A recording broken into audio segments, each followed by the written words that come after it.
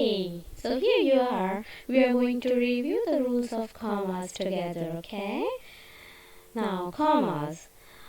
You already know that commas tell the reader to make a brief pause, not as long as the pause for a full stop, right?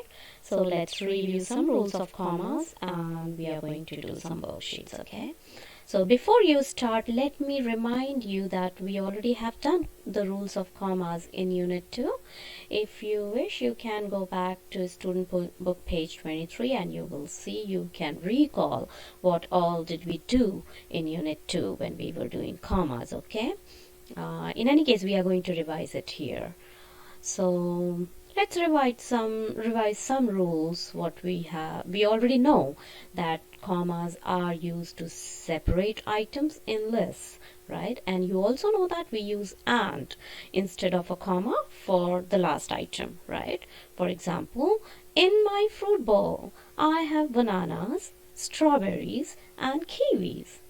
You can see I have a list of fruits, right? So I have separated the items using comma, and for the last word I have used and here, right? So this is the first rule of comma. Now the second rule, commas can be used to separate extra information in a sentence. Okay, now if you remember, we already have discussed all these rules in Unit 2. Let me read a sentence for you and you will understand it better. The boy who was only 8 won the award for Best Actor. Okay, so now I have some extra detail in this sentence. Let me show you. If I remove this extra detail, still the sentence will make sense. Let's read it again. The boy won the award for Best Actor, right? So still the sentence is making sense. But now I have some extra detail that the boy who was only 8 won the award for the Best Actor. So whenever I have any extra detail in my sentence, I put it between the commas, okay? This is the second rule. Third rule, commas are used to break up long sentences.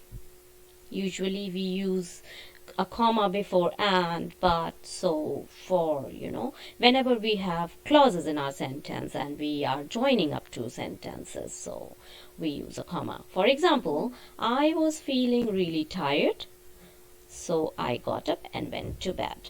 Now see, you can see a comma used before the word so, okay?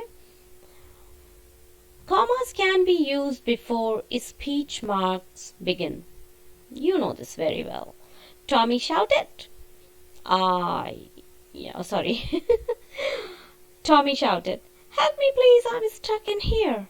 Okay, so Tommy shouted, and you can see the speech marks.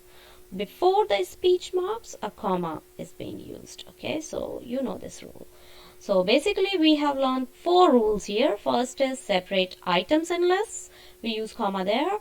Then if we have some extra information, we write the information between the commas. And if we have really big sentence, so we use comma, okay, to break up a long sentence. And then we use comma before we start the speech mark, okay. Now I would like you to think and share why each of these commas are used in the sentences.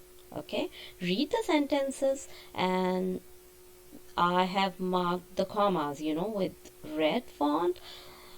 Now you are going to think, and then maybe you can share it with your parents, that why do you think that the comma is being used in these sentences. For example, Michael said, "I'm not going." Okay, so why is this comma used here? Or on Saturday I'm going to the water park. Why is this comma used here? I knew it was wrong, but I did it anyway. Then why is this comma used here? Or you can have your potatoes boiled, steamed, mashed, or roasted. So why is that comma used? Why are those commas used? Okay, so you can just discuss. Now, let's go to the rules one by one, and these rules are saved in a folder named Grammar and Punctuation Rules. Okay, so you are going to do rules 20, 21, 22, and 23. Okay, so let's go ahead with each rule. Okay, so rule 20. Now, what is rule 20? Rule 20 says commas are used to separate three or more words or phrases in a series. So we already discussed about this rule just now. Okay, I saw bears, giraffes, and kangaroos at the zoo. You can see it's a list, right? So there are commas used. Okay, then after you are familiar with rule 20, okay, you are going to do the worksheets. There are two worksheets for you to do. The first one is add commas where they are needed in a sentence, okay, the comma connection, and then you are going to add commas to a story. Okay, you are going to read it and you are going to see where is a comma required. Okay, now coming to rule 21, commas follow specific rules when used in dates and addresses. Now, if you remember, you have seen me, writing dates on the whiteboard, and many a times I keep reminding many of you that when you write this date in your diary, and many a times I have reminded that there has to be a comma between the dates, okay, because this is one of the rules of the commas, okay. A comma is used to separate the day and year in a date, okay. For example, February 23, comma 2002, okay, July 4, comma 1776, okay. Now, a comma is used to separate a city and a state, province, or country.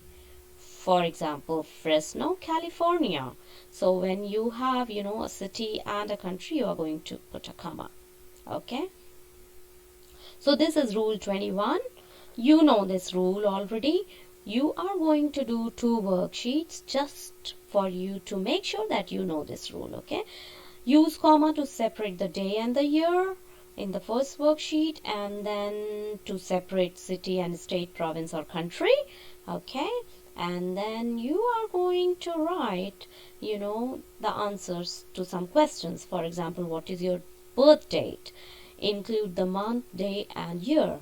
So please remember the rule of comma wherever, like where is comma going to go, okay, while you write month, day, year, okay. So you can do this worksheet.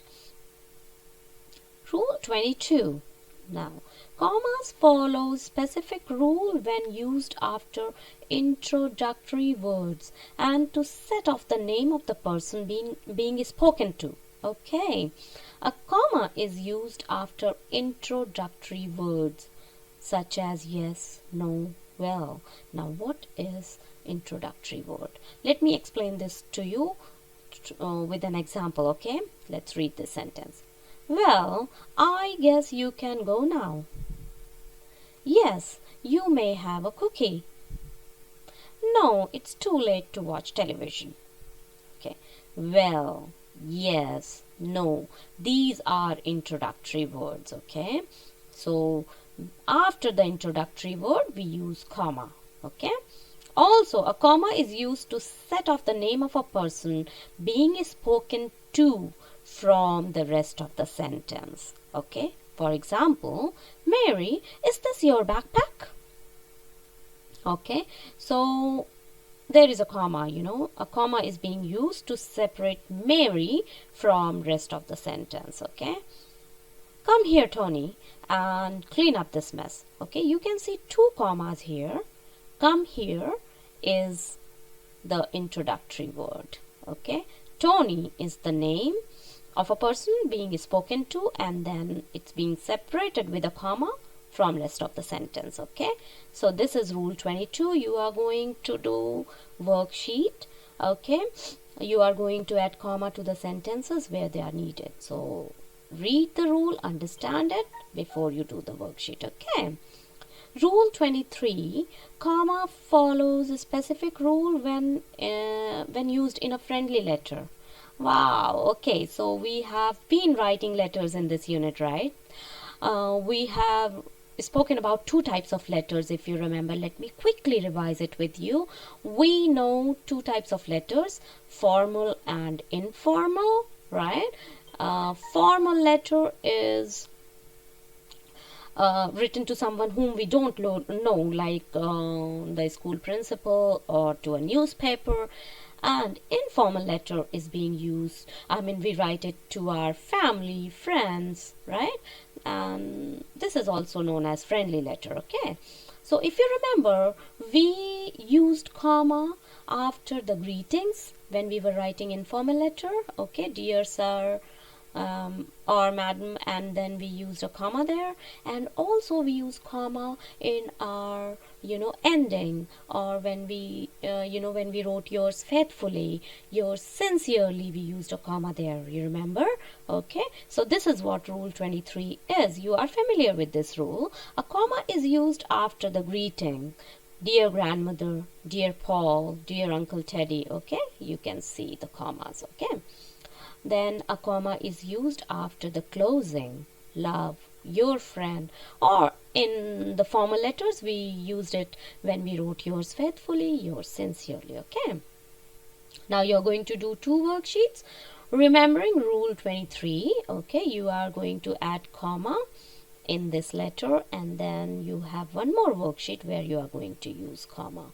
So remember, you are going to use comma, in the greeting as well as when you are ending your letter, and just see where else do you want to use a comma. Once you are done with the worksheets, you can always check your answers with the answer key, which is there on the SharePoint, okay? So now these worksheets, you can view the worksheets on the computer and you can write your answers in your copybook, okay?